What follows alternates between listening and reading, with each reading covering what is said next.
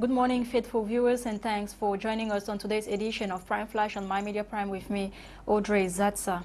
Cameroonian football legend Samuel Ituo has officially filed his candidacy for the position of president of the Cameroon Football Federation. This was Wednesday, November 17, 2021, at the headquarters of FECAFOOT in Singa, Yaoundé. Accompanied by thousands of youths and his campaign manager Jean-Bruno Tagny, Samuel Ituo, who from the outset said he refused the vice presidency that was offered to him, took on the opportunity to warn Seydou Njoya that he could use strong measures if his supporters were to be worried, and that he would come to this seat with the crowd following him to dislodge them. The election is slated for December 11, 2021, where he will be running as president of FECAFOOT against Seydou Njoya. Two young boys have been mercilessly beaten after being caught stealing bunches of plantains from someone's farm in Limbe Southwest region. After being made to walk around the village with the stolen plantains, they were tied up, flogged several times, and forced to promise never to continue. According to the locals, this is not the first time they have been caught. On other occasions, they were warned without any action taken. Let's move to Baigom, a village in Fumbot, west region of the country, where a newborn baby is currently under medical care after being retrieved from a pit toilet by a local population. Reports say the mother, 22-year-old, abandoned her into the latrine toilet. Let's have details with Joy Ngong.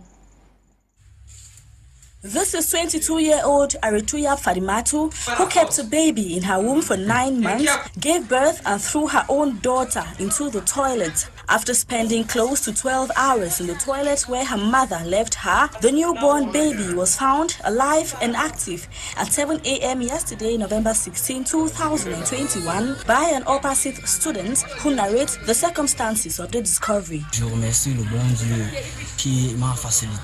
I thank God who facilitated the task for me, because immediately I got the news, I immediately rushed to the scene. Upon my arrival, I saw the child in the hole.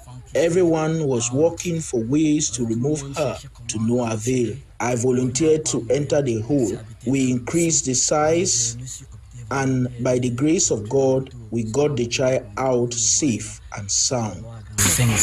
Following the withdrawal of the baby from the pit toilet, it was not long before the population alerted the forces of law and order, who immediately showed up at the crime scene.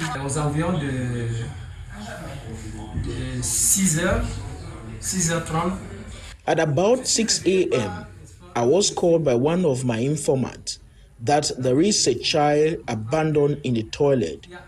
I immediately went with my team to the site. We equally noticed blood stains around the pit toilet. Then the child was removed. I then noticed it was a girl who tried to assassinate her newborn baby. According to the brigade commander, all evidence shows that the said mother intentionally planned to get rid of her own offspring, a crime which is punishable by the Cameroonian law. The mother, on her part, acknowledged to the gendarme officers that her actions were based on lack of child support from her partner. Pardon, à haute voix. Hein? À haute voix, il s'appelle Adamou n'est pas le nom. Il s'occupait de l'enfant. Il s'occupait de la grossesse. Il s'appelle comment? Adamou. Il habite où?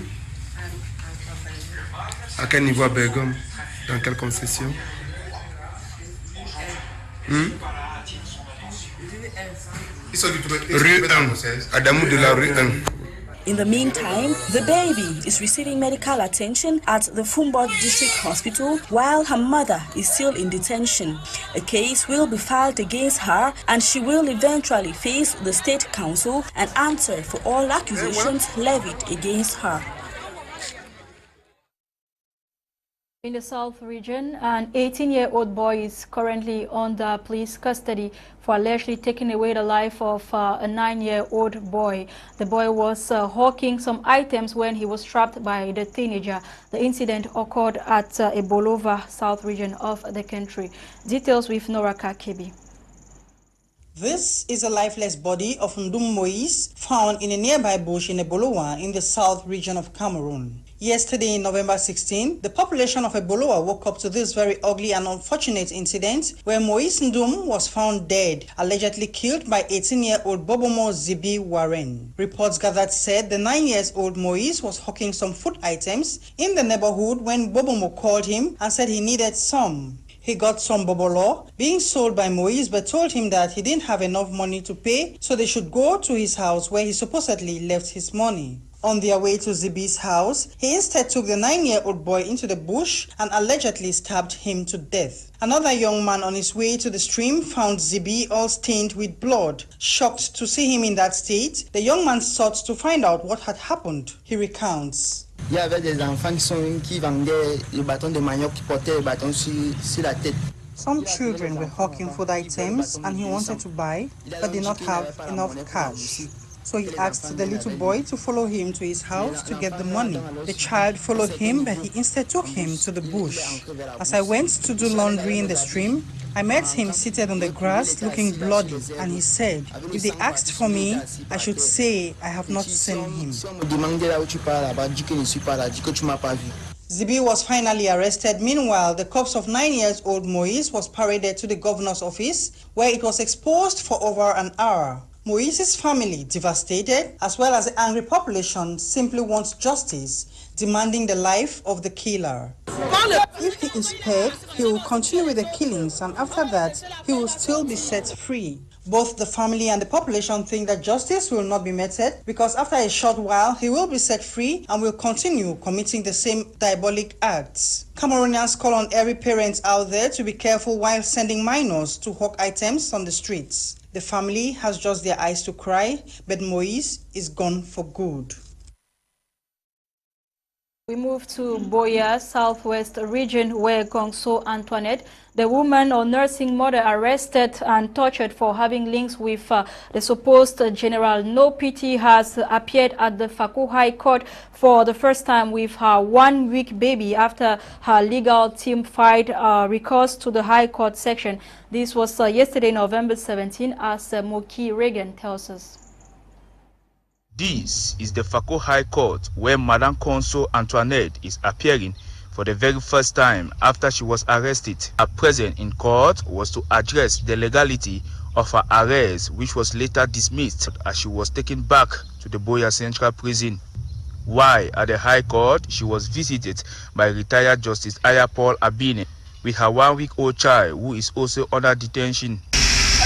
Whatever the case, we are happy that has been brought to court today, like previously. Because habeas corpus means bring the body, that's the person. And if you come to court without the person, then it's no longer habeas corpus. So we are very hopeful. I have seen the lady, I have seen the child, and thank God that they are looking fine. God knows, we leave it to God. Yes, the final word. The legal team of Madame Gongso Antoinette drew the attention of the High Court to Section 74 Sub 2 and Section 107, under which she was being charged on failure to report terrorism. We are not very satisfied with the issues that were addressed by the High Court of Fakou today by His Lordship Justice Anafon, because the issue of the illegal arrest of Madame Gongso Antoinette was not touched by the judge. The judge refused to touch on the issue of the illegal arrest and was instead looking at the issue of the detention. The issue of illegality of arrest has nothing to do with the detention of Madame Antoinette. The sole issue for determination before this court, which is what the habeas corpus was to address, was whether the arrest of Madame Antoinette was within the bounds of the law. Should Chief Moja or whosoever they call him be given the mandate to arrest civilians in this country? Even if Madame Antoinette had committed a crime, does Chief Moja have the jurisdiction, the mandate, the legal cover to arrest an individual? It should be noted that she gave birth during detention, as her legal team are looking forward to the Court of Appeal for justice to take its place. The population of Boya has been called upon to take care of their environment or keep it clean as Cameroon looks forward to host the African Cup of Nations 2021. The call was made by the divisional officer for Boya, Abba Abdurrahman, during a cleanup campaign recently. Moki Reagan once again. Mami, market then inside, not before B1. As the AFCON bell for 2021 is ringing in Cameroon as host nation, major cities and towns are obliged to be clean. It is against this backdrop that the divisional officer for Boya subdivision, Abba Abdurrahman, accompanied by the Boya Council, were on the street with one message: keep Boya clean and be ready for AFCON. A cleanup campaign that started at My 14 Dibanda with slogan Boya must be ready for AFCON. When they receive tender for can, you know that. Let's get again for sit down way. As a divisional officer for Boya subdivision move around from one street to another, calling on the population to keep their environment clean. You hear for television the talk say Boya the cleanest town for country. You hear that? And when you really want so, make the talk say. An abandoned vehicle along the major highway should be removed. See this taxi, so this one, they get for move. Yes, now for move those abandoned vehicles. Second, all this thing where they do are for inside. At the end of the exercise, the divisional officer for Boya subdivision was satisfied with the collaboration of the population. But on a general note, they are very collaborative. They understand that it is for good, all of us. It is for the image of this place. But also because beyond the can, we want to attract people to come back to this place so that they can enjoy it. Yeah. On the part of the Boya Council, the call on the population should remain law-abiding and practice the hospitality nature of the Boya man.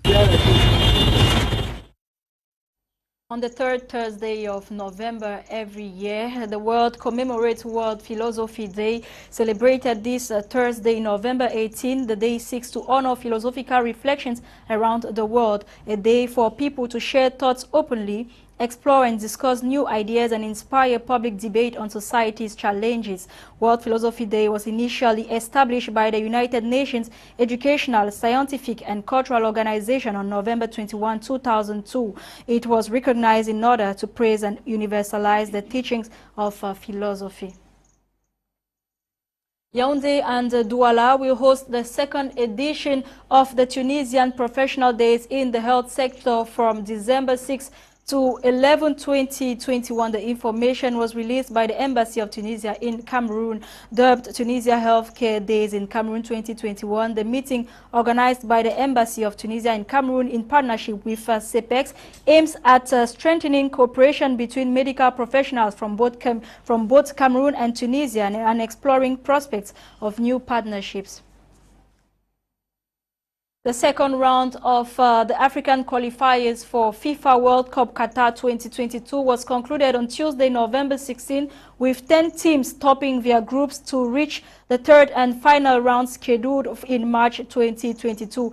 Algeria, Tunisia, Nigeria, Cameroon, Mali, Egypt, Ghana, Senegal, Morocco and DR Congo. These 10 teams will be drawn in 5 playoffs fixtures to determine the 5 sides that will represent Africa in the FIFA World Cup Qatar 2022.